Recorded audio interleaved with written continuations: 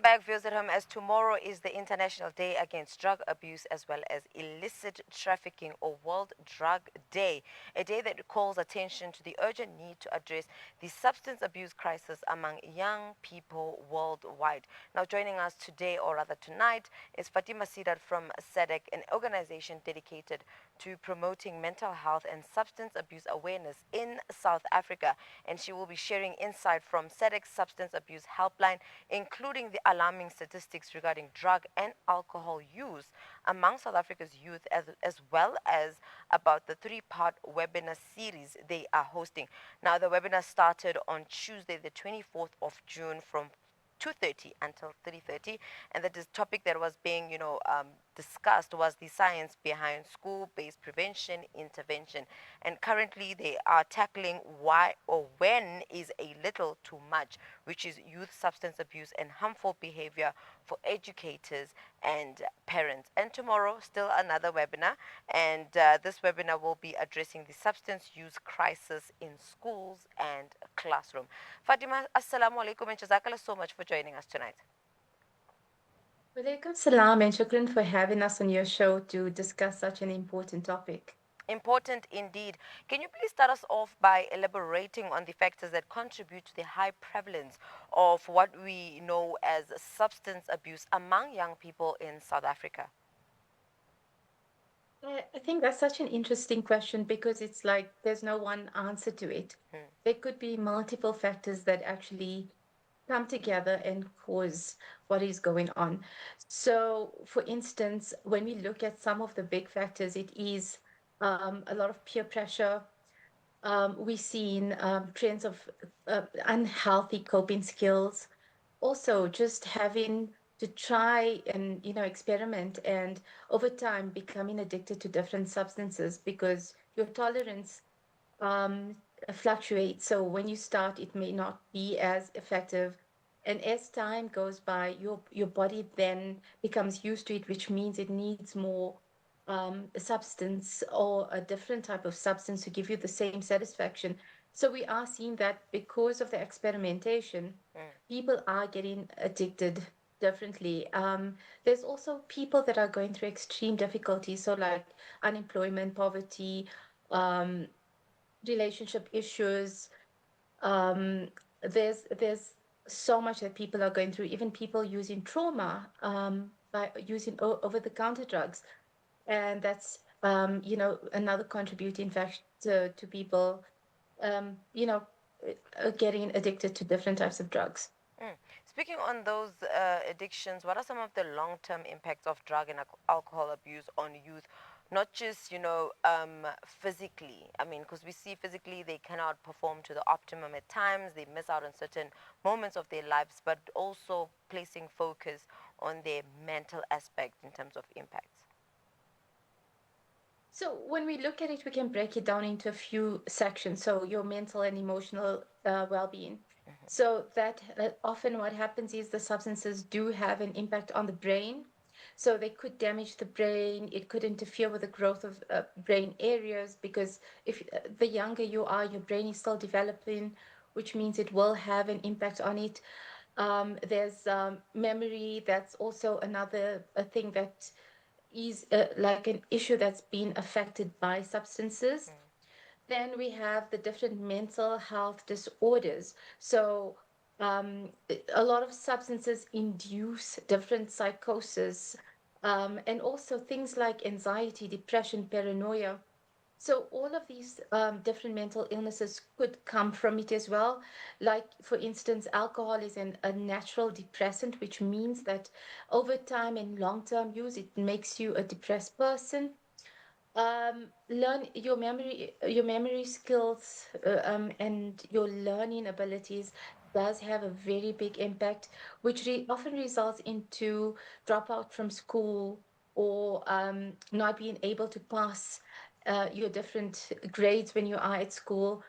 Um, Low self-esteem issues and isolation is another one. So because um, parents and friends could pick up that you are on certain substances, what happens is that you would isolate yourself so that people don't pick up on these signs and symptoms.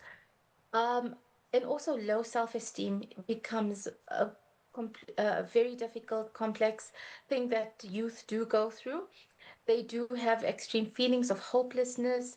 They feel lack of motivation. They don't feel like doing what they used to do before and they used to enjoy because they fixated on when next will their next fix be. Then we have physical and health effects. So liver damage, kidney damage, heart and lung problems, if they are things like stimulants and smoking and stuff. um, there's also a weakened immune system, so your body becomes so used to this intake of substances that eventually what happens is that your immune system becomes weak from it, and it becomes very difficult for you and you pick up different infections and different types of flus and stuff, which make it difficult for you to go by as and function as a normal person, Mm. because you're constantly ill all the time. Yeah. I think if we look at the whole thing in your life consequences, Yeah. school dropout, unemployment, strained family relationships and peer relationships, those also happen to youth over time. And it's like a never ending cycle, because of unemployment, you get to think that substance is your escape, but not seeing that it becomes a cycle that continues to perpetuate the issues that already exist in the country at that. But with that being said, I believe there are current prevention efforts underway. Can you tell us a bit on how effective they have been, and most interestingly, what more needs to be done to address this crisis among South Africa's youth? If I can say, there's mixed successes. So as much as is work being done and there is awareness, like the awareness campaign that we are creating, and there are lots of like resources available. Like, when I say resources, I mean reading resources, educational material. There is still a need for more urgent support systems, treatment rehab centers. Many people cannot afford to go to rehab centers, so yes, it is a problem.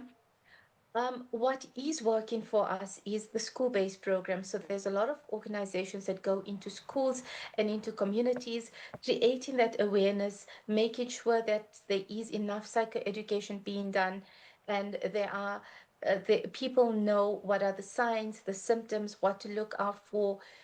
If they are struggling, there are organizations out there to assist and to support. So there are good parts of it, and it's usually done by NGOs and organizations that are working on the ground. I think treatment access needs a lot more improvement, though, because rehab centers are very far and few between. A lot of people aren't able to afford those treatment centers, so we need more free treatment centers available. Now, as I shared earlier on in my intro, is that this is a three-part webinar series that SADAG is hosting in partnership with government stakeholders. This brings me to a very important question to say, what were some of the considerations um, that were had in, deriving some of these key topics that are being addressed in each session? So yes, part of all our campaigns, we always do webinars and educational, psychoeducational series. This one was really interesting because we partnered with the different government organizations, government um, uh, departments, and we covered the science behind school-based prevention and interventions. So we had a lot about the background of what happens in schools, if there are issues, how to deal with it. Today, currently, right now, there's the one when is little too much. Mm-hmm. So how harmful it is, and how much and when do parents and educators step in to assist the learner or the child, and what are some of the treatment facilities that are available. Tomorrow we have another one. It is with the Gauteng province Department of Education. It's talking about the strategies that are used in schools, and to address substance use in our schools. Hmm. And still on just understanding what the webinars are offering in that sense to our viewers at home and potential participants in that sense, can you share with us how the webinars are structured to actually provide practical guidance and resources to the participants? And are there interactive elements or opportunities for question and answer sessions? Yeah, so the nice thing about all these webinars is because two already have passed, the recordings will be available on our website and on our Facebook page, so you will still have access to it. It is very interactive, so if you watch it delayed and you still want to ask questions, you're more than welcome to comment, and we are able to then answer it as we get all the comments. However, when the Facebook or the webinar is live, there is a opportunity for you to ask the questions while the expert is live, which means you'll get your answer during the conversation. The setup is that some of our experts are doing presentations, so they are sharing important information that would be helpful to use, tools for educators, for parents, and how to deal with the youth when it comes to addictions. And then there is a question and answer session thereafter. Interesting, quite interesting. And now we believe tomorrow being the last part to the webinar series, which is going to be taking place between 2:30 as well as 3:30, addressing the substance use crisis in schools and classroom. Can you share with our viewers at home in terms of how they can, register or actually be part of this webinar? Are there fees or are there prerequisites they need to consider before joining? So, Sarek, whatever we do, we have a free policy. So, all our services, all our webinars, everything are always for free. All you have to do is go onto our website, which is www.sereg.org, or even onto our social media platforms. You'll find a link there. Alternatively, you don't even have to register. All you do is you find our Facebook page, which is the South African Depression and Anxiety Group, at the time of 2:30, and it will be live for you to even view on the Facebook page. So it's pretty simple, and we are trying to encourage everyone to join in and be part of these important conversations. Hmm. Um, if you like to get informed of the other webinars and other events that we are hosting over the year, all you have to do is subscribe to our newsletter and you'll be informed.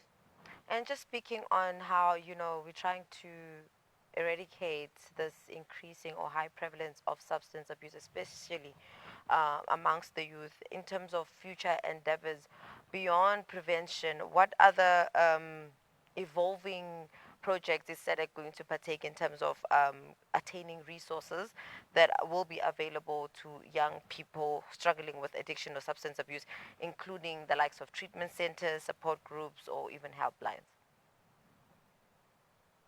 Thank you for asking that. It's such an important question. So, SEDEC runs a 24-hour toll-free helpline for our youth.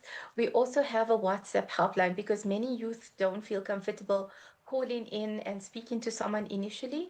So, you can text us on our WhatsApp number.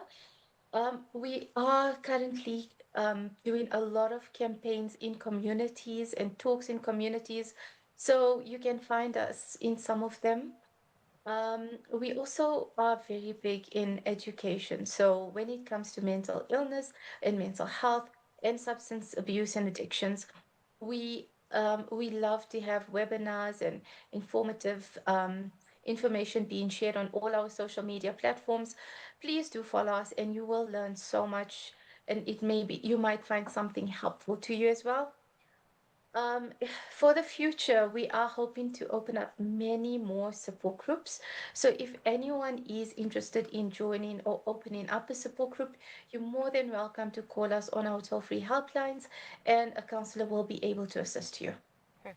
Fatima, Jazakallah so much for joining us and really sharing with us in terms of how SADC is continuously working in addressing some of the issues that are plaguing the future, if not communities, in terms of, alcohol, if not drug abuse. Jazakallah so much for joining us.